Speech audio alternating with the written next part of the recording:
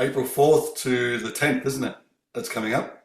Guess so. I have no clue. I'm going to Japan first. Oh, is it Japan Seeing, first?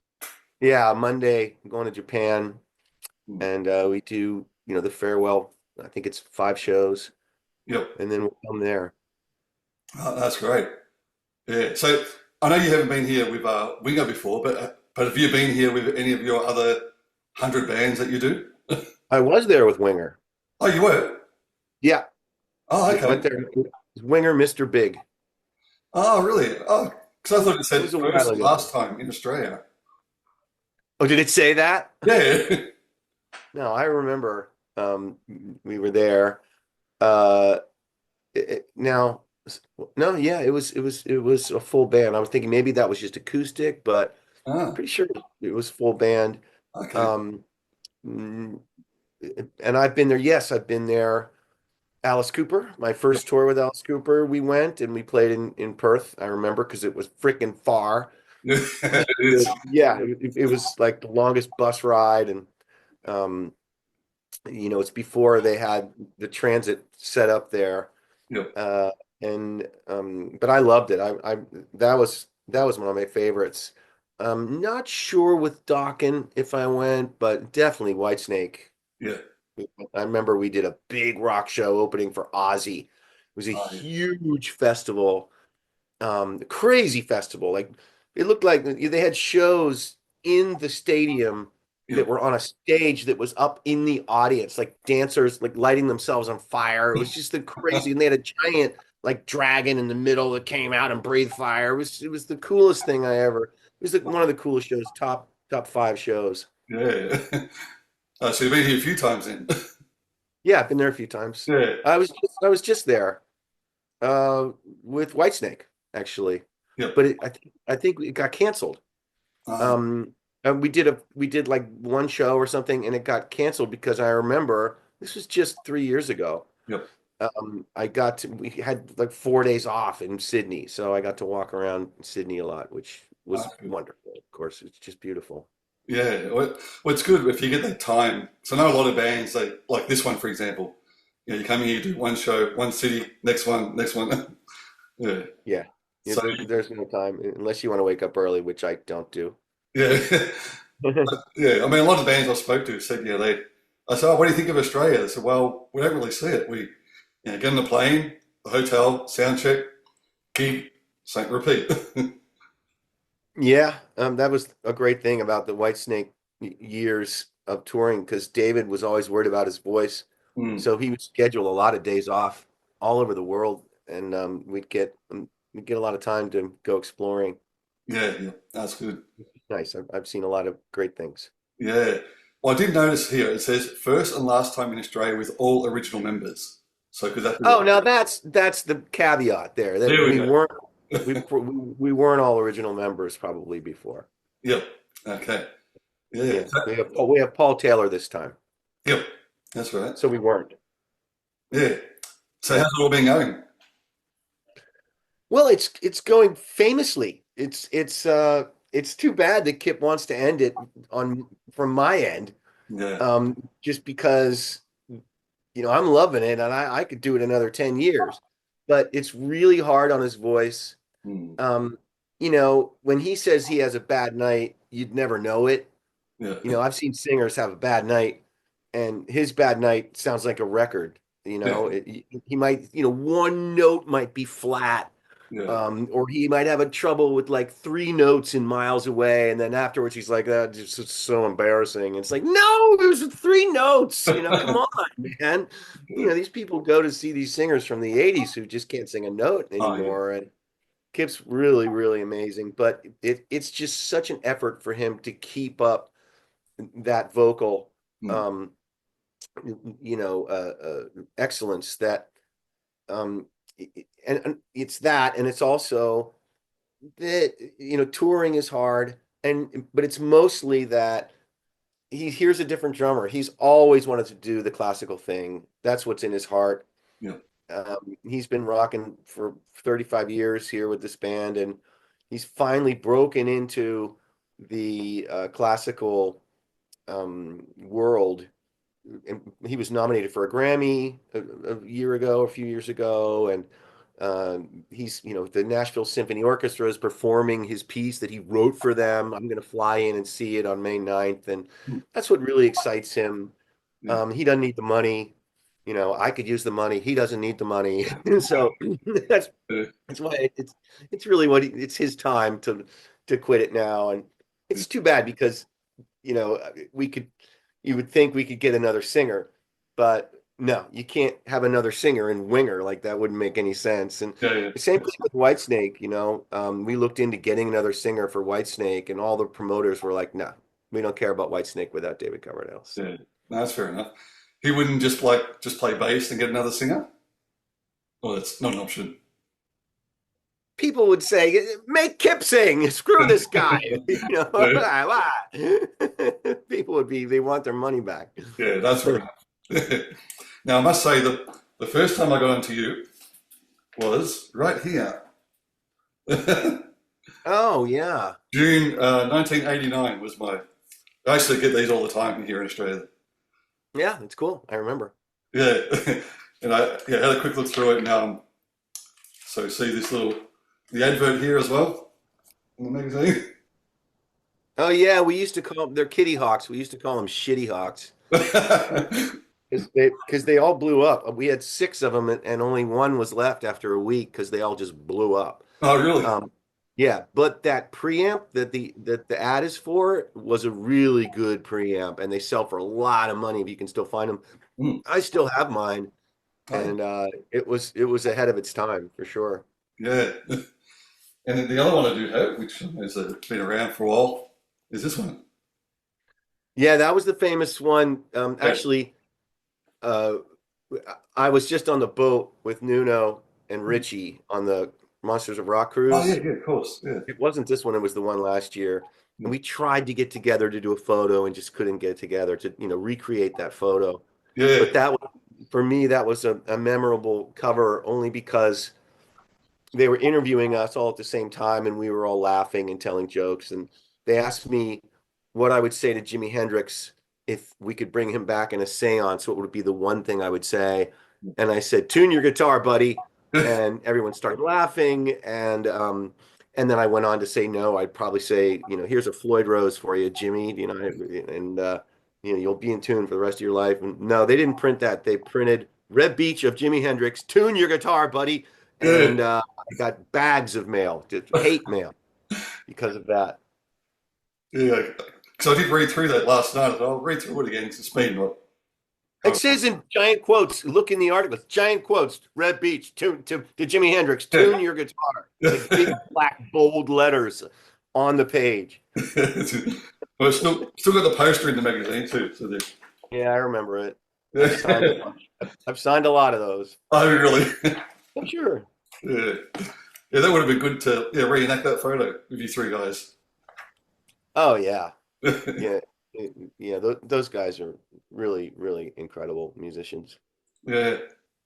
And I think in that same story, you spoke about the one of the gigs you did, and the barrier broke down, and all the kids ran up, and all the girls ran to Kip, and all the geeks, the tech That geeks ran to you. that totally happened. That totally happened Yeah. at a show.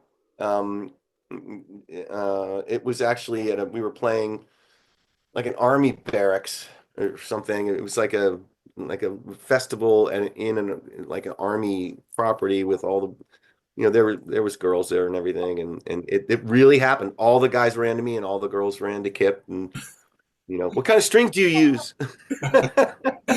Uh, Why people ask that?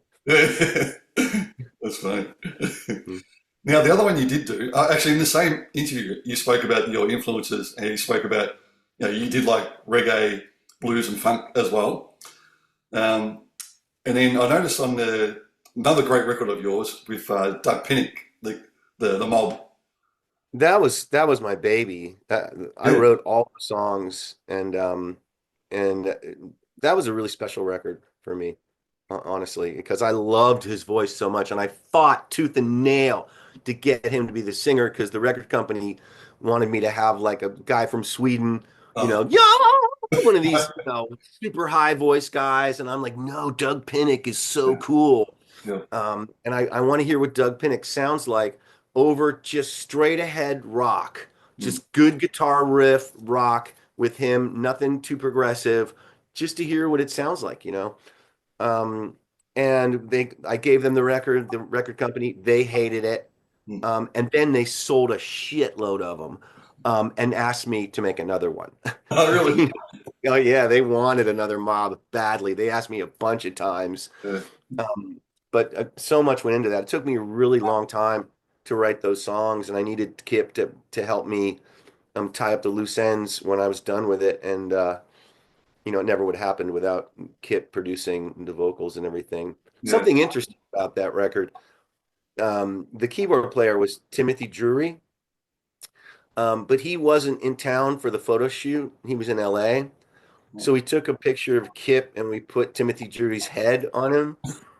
So that's Kip Winger's body with Timothy Drury's head on it on the album cover. Oh, well. And Timothy was pissed because Kip's really short. Oh, I never knew that. Wow. Little known fact. Yeah, yeah. But I'm so glad you dug. I mean, he's like you said, he's just his voice, and you know it straight away. You know, it doesn't matter what band he's singing; it does something. There he is, Doug Pinnick. It was such an honor for me because, like a good example, we were doing a song and there was a section in it, and I got on the talkback mic and I said, Doug, can you just do one of your Doug screams right here? And he's like, oh, sure, man. Dude, that's unbelievable. Yeah. Unreal. And you can see why I lost my voice in the other interviews now. Yeah, don't talk about Doug Pinnick. Great.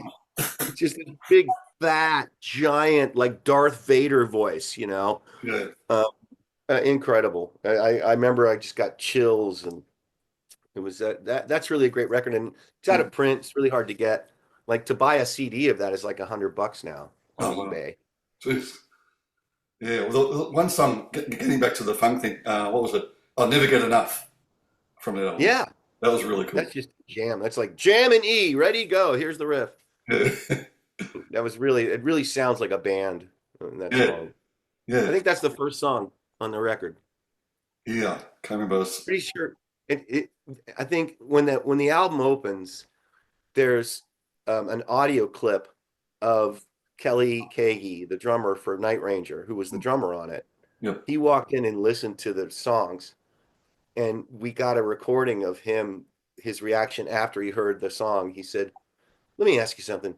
What kind of drugs are you guys taking?" And that's what starts the record. Oh, yeah. Really cool. Oh, wow.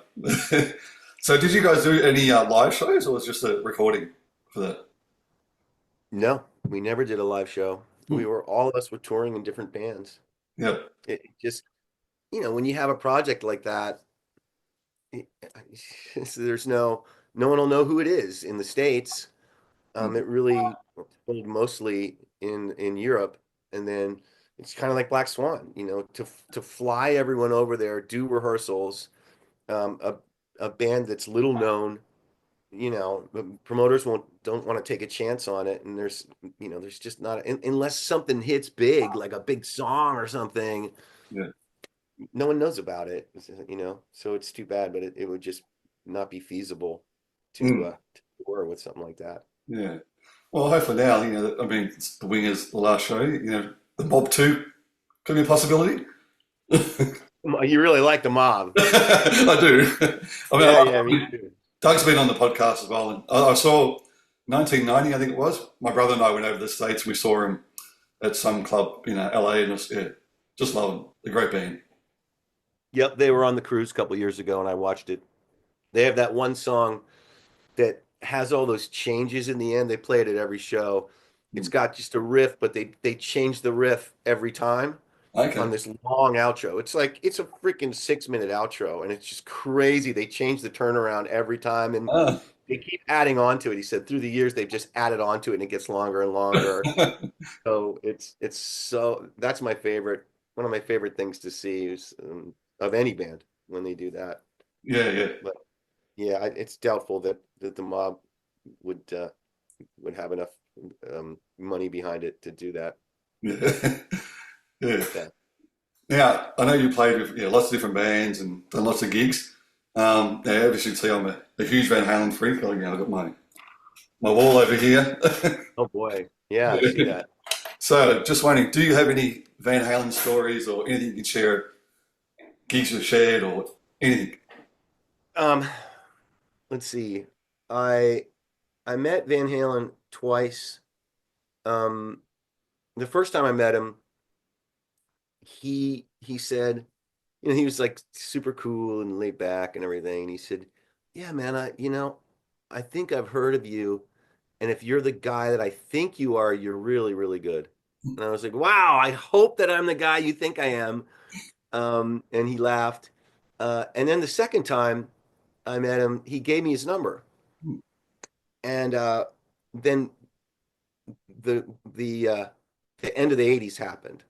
So, 1993, we put out our best album, Pull, and then it all goes under for everybody. All the 80s bands were just done overnight. Beavis and Butthead came out. I sold my house, all my guitars. It was a nightmare. And I told, telling my father, "Oh man, Dad, I don't know what I'm going to do, man. I got no income. Uh, I can't get arrested. No one even knows my name or anything." And my dad goes, "Why don't you call that Valhalla?" And I'm like, "Oh, you mean Van Halen, Dad? Like, I don't know if gonna call Van Halen. It might be weird." But after like a couple weeks, I actually called Van Halen, and he was like, "Hey man, hey, here, he's a friend of yours here," and it was the singer from Extreme, Oh, yeah, oh, of course. Yeah. who was doing the record at the time. Hmm. And that was it. He just handed the phone over to him. So I Uh, don't think he wanted to talk to me at all. oh, well. Oh, at least you got to talk to him for a bit. Yeah, yeah, he answered the phone anyway. Yeah. And then you got the gig coming up, the M3. You guys still doing that with Winger? I've done that many, many times. We've done that show a lot, and I did it with Doc, and I did it with Whitesnake. Yeah. I did it with Alice. I've done that show maybe more than any one guitar player. Yeah. It's But and this it's time, great because I can drive there. I live in Pittsburgh, oh, is it really? 3 hours away from here. Oh, that's good. Yeah. Yeah. Um, yeah, so this time you've got David Lee Roth playing. David Lee. We're opening for David Lee Roth. Yeah. That's right. Yeah. Which would be great. I'd love to see David Lee Roth. I got some great David Lee Roth stories, but I can't tell them. So, That's fair enough. yeah, Yeah. No, he's great. I saw them, was it 2013, when they come over to Australia, Van Halen with David Lee Roth. nobody like Eddie, man. There's nobody like him. Oh, Guy yeah. is off the charts. I just didn't know him. I wish I had. Mm. Yeah, I know. So what's your plan after this? So you go back to the States, you got the M3 concert, and then is that pretty much the last Winger show? We have something in August. It's not announced yet, Okay. um, but that's supposed to be it. Around August is supposed to be when we're ending it. But Kip says never say never. If you offer Kip, if someone offers Kip a lot of money, Yeah. for a festival Mm. or something like that, he'll do it. Yeah. It's just he just doesn't want to do the whole tour thing. We'll do one-offs. If the money's right for Yep. him, he just wants to get out of Dodge. Just get out of town to go. Move to Paris and work with the orchestras, and Mm. that's really his dream. Okay. Yeah. And how about for yourself? Was you much playing after this? Man, the phone's already ringing. I've already had a couple offers, believe it or not, and my plan is to put something together with like an all-star band, Okay. but like Reb Beach, Yeah. just like George Lynch does, Yeah. Yeah. and just go out, and do maybe put together my own G3. Hmm. Then I don't have to be the headliner. We'll get someone more famous than me, and then just get all cool guitar players like Vinnie Moore and Lynch and if he's still doing it, and all cool, get Paul Gilbert or, there's a million guys, Andy Timmons, Yeah. and just do like a guitar summit kind of thing. That's a neat idea that I Mm. had. But I'll definitely tour as Reb Beach and do, hits of the 80s, hits of the bands that I've been in. Yeah. Oh, that'd be awesome. And you still writing as well? I'm always writing. Yeah, I'm Yeah. doing Black Swan 4. Oh, well, yeah. Yeah. Yeah, and Black Swan's good stuff if you haven't heard it. And Robin McCulley's really good singer, and they're all Reb riffs, just like they're all winger riffs that Kip said was 280s, they're all these winger riffs that Kip said no to because it was too 1989, So that's what we use with Black Swan. But also a lot of it I write just for Black Swan. Like right now I'm writing for Black Swan 4, just so I have it in the can because it takes me a long time to write a whole song because with me I like every riff to be a cool riff, Yeah. and that's hard to achieve. I have to write, you know, 20 riffs just to get one good riff. Yeah. And each song, I need a good riff for the verse and a good riff for the pre-chorus and a good riff for the chorus, and for the solo section needs a different riff and an outro. Those are, 4 sections I have to write that have to be really cool riffs. Yeah. And it's not hard to do. And it's hard to do rather. Um, and a lot of times I can put a pop chorus in there, but it takes me a long time, especially because I'm busy doing other stuff. Like I'm going to Japan and Australia, like I said, on Monday, and um, always seems I'm doing something, and I have to be kind of at home to write. I've tried to do it on the road, and I can't do it. Yeah. Yeah. Yeah. That's great. I look forward to Yeah, hearing more stuff coming out. So it's good. And yeah. maybe, Check out Black Swan. You'd like it. yeah. Well, I actually haven't listened. I mean, I listened to Wing and all the other ones, but Black Swan I haven't heard yet. So I will. You'd like it. You really would. Yeah. It's really like Robin McCulley sings with Shanker. He's just what? He's Yeah. just a Yeah. bat and just good riffs and really good stuff. Yeah. That's awesome. Well, I just realized the time. I better give your voice a rest before the next four. Yeah, Okay. well, thanks very much. Just really appreciate it. And I'll definitely be there on April 4th in Melbourne. Oh, okay. I hope to meet you, Adam. It was Yeah, that'd great be great. talking to you. Yep. I'll have to come say hello and get a little picture. Okay, sure, absolutely. All right. Awesome. Well, thanks, Reb. Okay. And, yeah, enjoy Japan and Australia, and I'll see you real soon. Sounds good. Thanks, Adam. All right. Thank you. See you then. Okay. Bye See you, bye. buddy. Bye.